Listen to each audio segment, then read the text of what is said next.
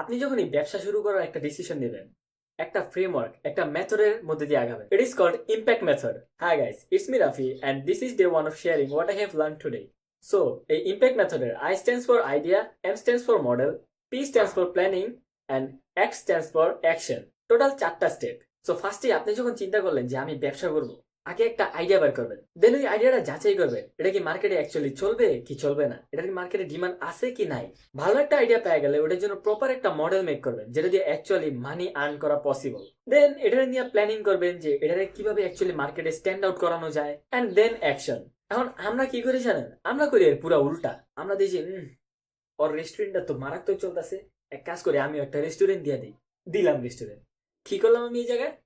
কিছু একটা টাকা পয়সা ম্যানেজ ট্যানেজ করে একটা রেস্টুরেন্ট দিয়ে দিলাম। আগেই অ্যাকশন। এখন আমি রেস্টুরেন্ট দেওয়ার পর এটা তো আর চলে না। তখন আমি চিন্তা করলাম প্ল্যানিং এ মনে হয় একটু ঘাটতি আছে। তো একটু প্ল্যানিং ট্যানিং করলাম, যে একটু ভালো বুঝে তার সাথে একটু আলাপ করলাম, ডেকোরেশন চেঞ্জ করলাম। মানে এতক্ষণে আছি প্ল্যানিং স্টেজে। তো প্ল্যানিংটা একটু ঠিকঠাক করার পর সেলটা হয়তো আগের থেকে একটু বাড়ছে, কিন্তু প্রফিট তাও হইতাছে না। এখন চিন্তা করি আমার কি তাহলে মডেল একটু সমস্যা আছে? আমি হয়তো এই শুধু অফলাইনেই বিক্রি করি, অনলাইনেও কি আমার যাওয়া উচিত? মানে এইবার মডেলে একটু নজর দিলাম। তারপরে যখন দেখি না, কত কিছু তো করলাম, কিছু তো কাজ হইতাছে না। আচ্ছা, আমি যে জায়গায় রেস্টুরেন্ট দিছি এটার কেন চাহিদা আছে? আমি ধরে নেন হয়তো একটা থাই চাইনিজ একটা রেস্টুরেন্ট দিলাম নতুন একটা এলাকায়, মনে করেন মাত্র অল্প কটা বিল্ডিং হয়েছে, অ্যাপার্টমেন্টে পারেন, আর তেমন কিছু মানুষ তেমন আওয়া যাওয়া করে না।